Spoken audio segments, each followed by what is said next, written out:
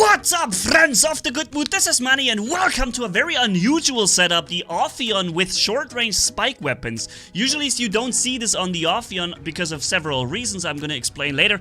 But we're starting with this right here, in free-for-all, 2 matches for you to see. Also, this is the video announcing the winners of the 200 Ophion robot giveaway. So those of you who participated either on TikTok or on the YouTube video, or on both, fingers crossed for you to be in that list. You can, of course, as usual, find the document down in the video description and pinned comment with all the winners listed there.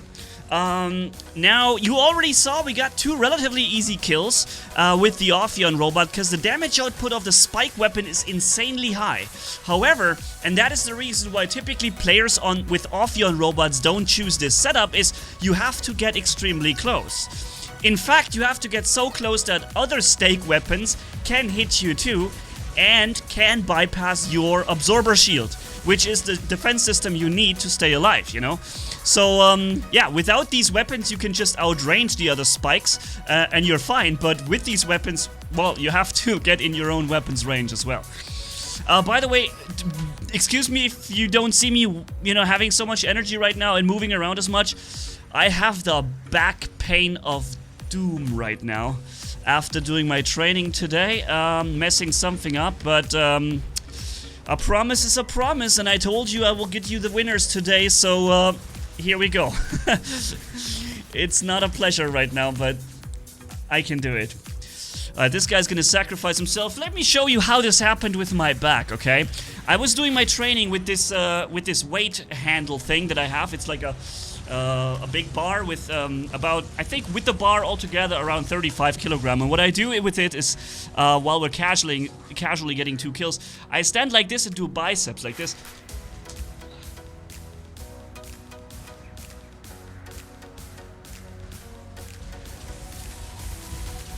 And my father has already told me that this is a terrible exercise for your back. And I always thought, hey, the more often I do, the more used to it my back must get, and I'm doing this all the time. But today something bad happened. I literally felt like click when I was doing it. I knew, oh no, the next days will not be fun. And yeah, here we go.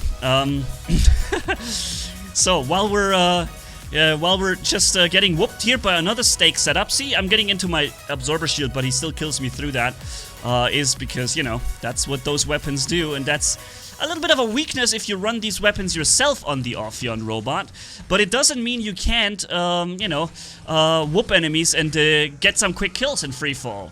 And in this case, I did a bit of a trick here coming in from the sidelines under the bridge, getting in 2 kills, which worked out nicely. That part, however, was not planned. Getting stuck under the bridge and then getting shot into the water by the Minos charge there. Well played, my friend. Well played. Unfortunately, he doesn't get the kill.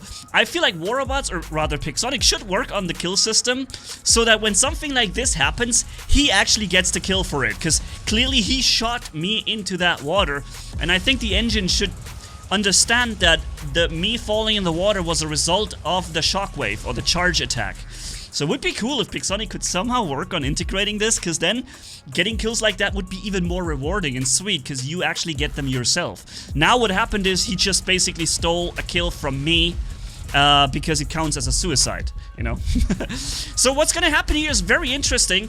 We're gonna get 3 Titan battles. We fight 3 Titans with this setup. We're gonna get 0 kills because the luck is not on my side, but you'll see how insanely powerful the Ophion is, even in particular with these stake weapons, due to the high damage per minute, because they never reload, so you have a massive DPM over a long period of time. You can easily dispatch off Titans due to that often recurring flight ability you get with that ridiculously, and how somebody in the comments put it, unreasonably short cooldown. Yeah, that's a very well way to put it. I also answered to this comment saying that I agree with that. And that was perfectly put. It's really unreasonably short, this cooldown. And, you know, it's a new robot. Apparently it must be so short. But I would argue if it was 3 second longer cooldown, the robot would be just as cool, you know? Don't have to overkill everything every time. But yeah, so we're fighting the next Titan here. But of course I get focused by the homing missiles here. And look how I'm dropping this Rook, man. That is insane. Unfortunately, I could not finish him off due to the, you know, homing bullets that forced me into a landing away from the homing bullets, but in the range of the Rook. So, you know, there was like, I was between a rock and a hard place right there. What could I die from? Either one of those. And, you know, this here seems to be happening a lot to me these days. Like this, I just want to get under the bridge, I walk off the cliff first, and I slide and fly over the second one, because it's like we're playing on Moon and there's zero gravity, and I'm not getting pulled down. I just keep flying forwards off into the abyss. Anyways, we're seeing a nice one-on-one here versus a Rook Titan. He did lose 20% HP already, but other than that, it's a freaking Rook. And if he does have the repair amps, it's gonna be even more of a Rook. So let's see what we can do here with my little Minos. And you know, this is my favorite Titan in the game. And we have a second match on Yamantau, which is really not what you want to play with spikes, by the way, but we're doing it here. And I also have a nice one-on-one against a Rook coming up there. So if you like a quick, nice, hot nuke a Rook moment, then stay tuned. I'm playing the Minos as best as I can here, getting the right call, right time here. Unfortunately, he did suppress me. I'm having my reflector running at the moment he begins to fire. I didn't start it earlier, I waited out his reload, and as he begins to fire, I'm getting that reflector out. Now, I'm back in cover here, shooting and corner shooting him as best as I can, regenerating my reflector, and I use the charge not to attack him, but to get back in cover. That's how you use it, the Minos, against Rook Titans. Those charges are your life insurance for the moment when they suppress you and when they come at you after your reflector dies down. And this way I can only fight him with my reflector running, pretty much. And although I want to get in cover and he keeps pushing me away from it, take up like 100,000 here that was not anticipated. I thought I was making him cover, but then I come back out and whoop him real quick. And he did not expect that Minos to whoop his Rook like that. A well-played Minos can actually win fights against Rooks. The max meta Rook with a double repair amp, it gets extremely difficult. You really have to outplay your enemy by double. Like, you have to play twice as good as he does in order to win that match, but you can do it. And then you can get some nice double kill steal, as you can see right there. A little trivia, that back pain what I have, they call it Hexenschuss in Germany, like, which translated is like a shot of a witch, or witch shot. It's because you walk like a witch afterwards. And after it, you know, shoots into your back. And the thing is, my girlfriend asked me, what can I do to help you? And I replied, make me 60 years younger, please. Because I feel like I'm 80 years old walking around like this. But yeah, it is what it is. It's gonna go away in the next few days, and then it's gonna be back to normal. I think I will no longer use this exercise. I will probably use these rubber bands I have to do this sort of thing. Yeah, there seems to be just some exercises you should stay your hands on, and you know, it is the case. Like, if you do wrong exercise, you can actually hurt yourself and your body more than you can do good, and that probably was one of those cases that I should avoid. Yeah, we're here battling a stake Falcon. Interesting setup. I've made a video about this with my first stake giveaway. Incredibly powerful. It also requires you only to level a single weapon to get one robot in a maximum damaging and insane state. The Traditionalist Falcon. It is super powerful, even against this setup here that I'm using. But I was able to outbrawl him because I dodged a couple of his shots, and I had 3 weapons shooting versus only 1 of him. So there is this obvious damage advantage you can have, but he's got the resistance to take it, you know? So I would argue that it could go either way. Depending on how the situation goes, I think he could have also won that fight as well. I really believe it could be either way. However, since we are an Ophion robot and we have these built-in flight weapons that bypasses resistance with the bump effect, maybe we do have that advantage, also with the mobility. Now, I'm not sure if he planned this, or if he's just trying to follow me and actually accidentally fell into the abyss. I'm not sure. Maybe it was an accident, maybe it was on purpose, but did not give me the kill, but he got killed. And that is the second Lynx here. And the Lynx is a very powerful and dangerous robot. He could one-shot me right now and basically execute me. However, he didn't have his ability ready at that time when I was low health. So thankfully for me, he was on cooldown. Here comes the same guy again. You can see we're doing quite some damage here just with the built-in weapons to him. And then comes another one after my ability runs out. Snuck up from behind. We're doing a few good shots and we almost, well, we dropped him below 50%, but wasn't able to get the kill. Anyways, here we have the next situation, and I'm just skipping ahead a little bit. I played this very late in the night. There weren't too many good moments for me to catch, but the good moments you get here usually is cut together as best as I can, saving you from boring walk times where there is no action. Not a friend of giving you unedited content anymore. That used to be the different, man. I used to just hit the button to record, and then just hit the button to end record, and that was it, you know? And nowadays, I often, or most of the time, not always, but most of the time, I record offline the gameplay, pre-cut everything, and then do my commentary over the finished cut of the gameplay. And so we do it here as well.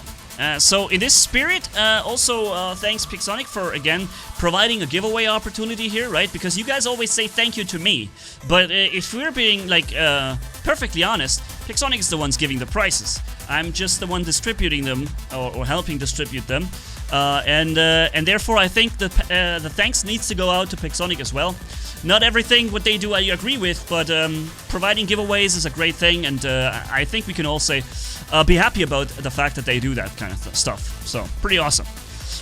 There is a Seraph going into a flight, and I'm doing surprisingly much damage to him, but I think most of that probably was the bump meter from the thing. Now I'm getting pushed away after I hang at that corner. Now I'm hanging at this corner. I'm landing hanging at that corner. All 3 touches with ground. Look at this. This is just insane. I land here, want to walk in cover. Can't because I'm getting pushed away. I'm landing up here, getting stuck with my weapon hanging on the ceiling.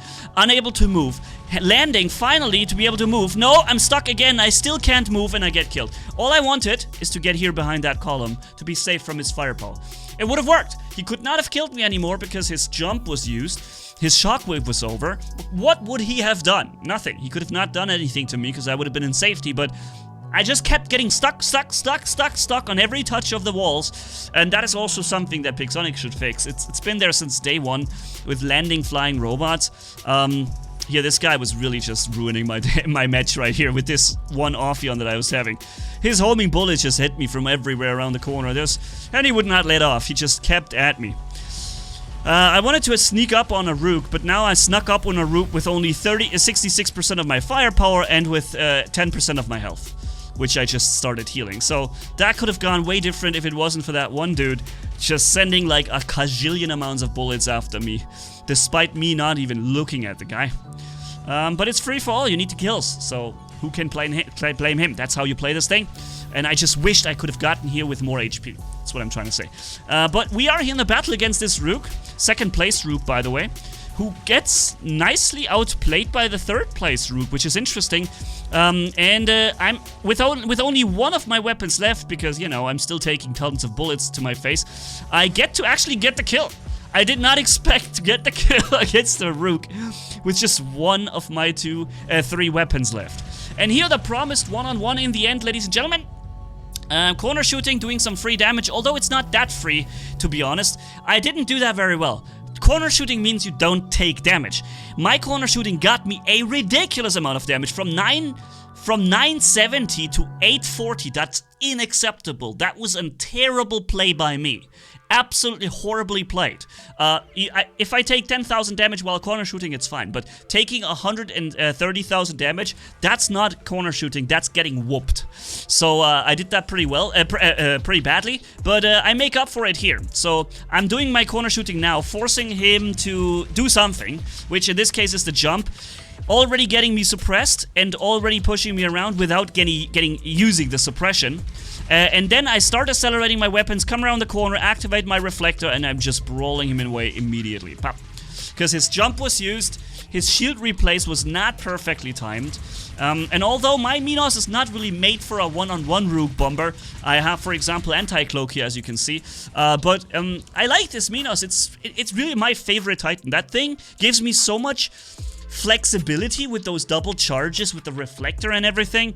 The only thing I believe should be changed really is Reapers allowing to bypass reflectors and force fields. It's nonsense. There's a reason why these things say they can't be mitigated or they have defense, and that's a rule in the game, and Reapers should not break a rule that has been established in the game. It's just wrong, and I think Pixonic knows it very well that it is wrong to allow Reaper to simply ignore any type of defenses. It's nonsense.